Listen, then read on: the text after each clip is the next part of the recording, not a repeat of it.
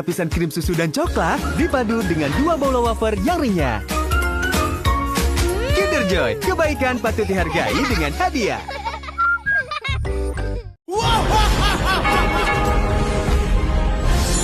Manis. Pendekar biru bersatu. Kekuatan pendekar biru. Serang.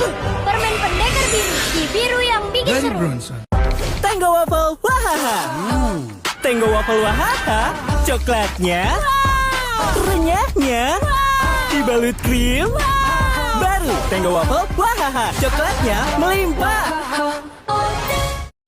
Sudut 7 derajat, formula saya cetak gol kemenangan.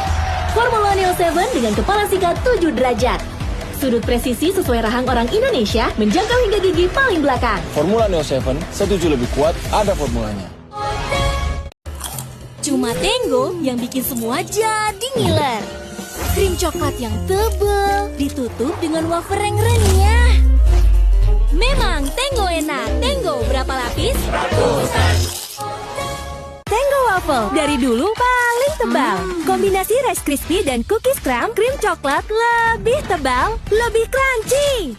Tango Waffle lebih banyak rasanya. Tango Waffle lebih tebal, nagih.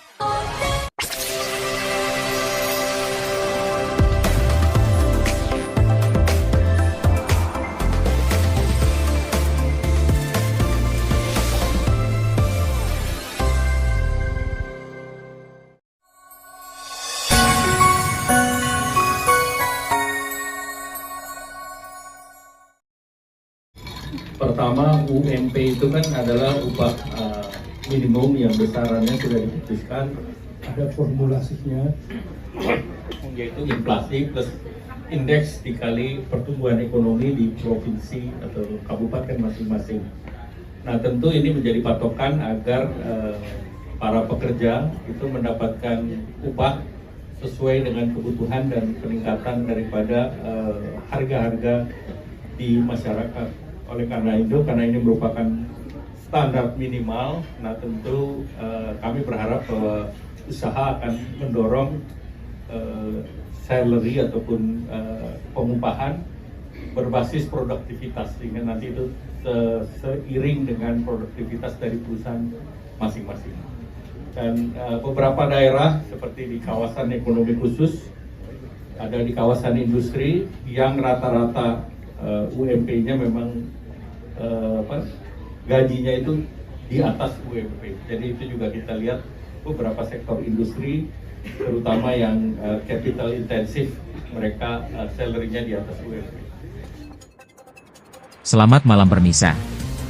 Informasi tadi sekaligus menjadi pembuka kebersamaan kita di Nine News Prime yang lebih baru, lebih informatif, lebih interaktif edisi Senin, 29 Desember 2025. Saya Anderson Sanchez, berikut 3 topik berita terkini pilihan redaksi kami.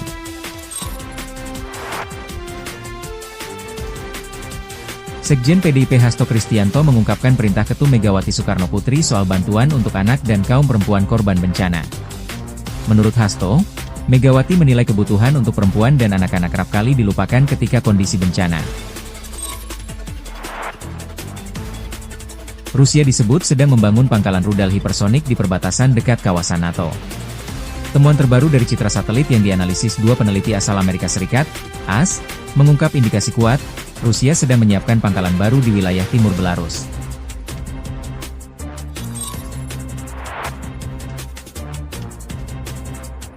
Menteri Luar Negeri Thailand dan Kamboja menggelar perundingan dengan Cina pada Senin, 29 Desember 2025. Pembicaraan ini digelar di Provinsi Yunnan, Cina dengan dimediasi langsung oleh Menteri Luar Negeri Cina Wang Yi.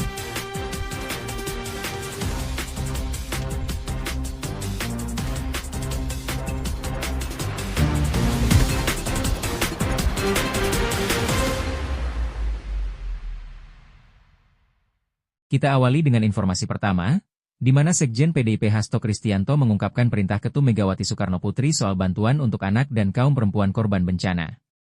Menurut Hasto, Megawati menilai kebutuhan untuk perempuan dan anak-anak kerap kali dilupakan ketika kondisi bencana. Karena itu, Megawati memerintahkan kader partainya untuk memenuhi kebutuhan anak-anak dan perempuan korban bencana.